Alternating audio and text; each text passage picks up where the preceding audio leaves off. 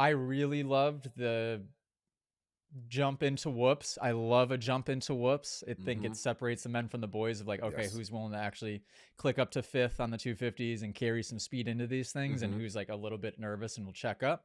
And then back to back whoop sections. Yeah. Perfect. I Yeah. So I love seeing that. Winchester, Robbie was trying to talk me out of doing back to back whoop section at Mm-hmm. Winchester for our supercross track. Mm-hmm. And he wanted to do a sand section there instead. Mm. And I'm telling him like, we've got to do back to back whoop Yeah. sections. Like, it's just It's such a fun. it is. It's It's a sick. it's a separator, and it makes you better. Like everyone that does it, yeah, you're gonna hate it at first, maybe, but it makes you a better rider. Like having that obstacle back to back, but and it makes for great racing. So I think that's the way to go. One thing you mentioned, the 3-footer versus 5-footer. I have a couple of questions popped up from there. Are there any other obstacles on the track that are pretty like standardized and like, oh yeah, I can tell that that's a 3-foot because they always build a 3-foot lip, or hey, I can tell this landing's a 10-foot because they always build a 10-foot landing. Like, are there any other weird obstacles that like people at home really wouldn't know exists? Um, yeah, I mean, typically, yeah, because you're dealing with 3-footers and 5-footers most all of the time. Hmm. Now, what will change and is the dirt and the steepness of which they build it based on the dirt. Hmm. So, although it will feel the same, it doesn't, or similar, it doesn't feel the same. That's why all Mm. triples feel a little bit different. And if you Yeah. watched like very first lap of free practice and you saw guys hitting the triples for the first time or the finish line for the first time, you're still going to have guys mistime it because it's always a little bit different. But I think when you get enough experience, you can get close enough to where it's not like you're OJing it, um, like what Prado did. Yeah. You know, although that yeah, because even that was a table over two, the one that he overshot and then launched Yeah. himself into the berm, wasn't Hmm. it? Yeah. So table over twos, even that, when you're quadding something, theoretically it's this. I mean, it's the same. Usually, it's the same distance, so you Yeah. know how fast to go. Gotcha. Because yeah, looking at especially free practice when everyone's like, "Oh, I'm just gonna try it like second lap." It's like, "Oh my gosh, how do you know?" How to do that. I know you get that question in every class, every every person that signs on and downloads the app. Like, hey, how do I know how fast to hit this tabletop? How do I know how fast to hit this double? How do I start to judge that speed?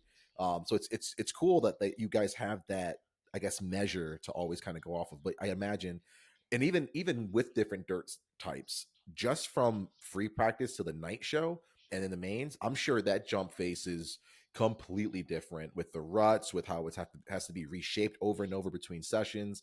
It's got to throw in another variable, yet alone having to do it at speed, right? So interesting. Yeah, and the track workers are darn good at like the consistency of shaping things how they should be, Hmm. but it's still, in supercross especially, the tiniest discrepancy in the takeoff is going to pop you and shoot you different. Yeah. It is amazing though how well you can trust the track guys like Hmm. to do their job, because a good example would be like 250 heat one. So you ride the track in time qualifying, you have like 3 hours of a break, Yep. you don't get a sight lap before your first heat race, and then if you're that first gate drop in 250 heat one, you're going a million miles an hour blind to Yeah. hitting a brand new completely freshened up track. So you're Hmm. basically like putting your life in the hands of the people that prepped it, Yeah. Yep. and hoping that they did a good job and it's the same as last time you saw it, That's which scary is really, work. Yeah. yeah, really scary. But like, yeah, same thing with like 3-ons. Hmm. You typically know exactly how fast they go because 3-ons are one of the more scary obstacles because Hmm. coming up short sucks because you're into the wall of the tabletop. Going long is even worse because if you hang a wheel, Yep. then you're in trouble. Yeah. Um, yeah, Supercross is no joke, but I guess like comparing it to what most listeners would be doing, which is Moto, you do at least have the one benefit of like professionally built track and it's measured. So where a lot of times, people listening to this are riding just random tracks that you're learning a jump that you may not have anything exact to compare it to. Hmm. You're kind of just like guinea pigging it for yourself in a sense, Yep. or watching and listening to other bikes. But Yeah, Yeah. again, it's all Um, scary work, man. Such scary work. Supercross is scary work. Yeah, But track was sick. I'm gonna give it a 9.5. I'm gonna give I the will. track a 9.5. I would. I would agree. I definitely would agree. There's some obstacles that I would love to see brought back. Dragons backs. I thought. I mean, where that thing went, it would be cool to see it brought back. Maybe some bigger bowl corners. And I know I talked about it, I think, last weekend. Like Dallas '05 is my measure of a corner, man. Watching Reed rail those things, that'd be cool. But I'm happy. Like, if this keeps up, man, I think we can say like this is probably the best track series that we've had in a long time.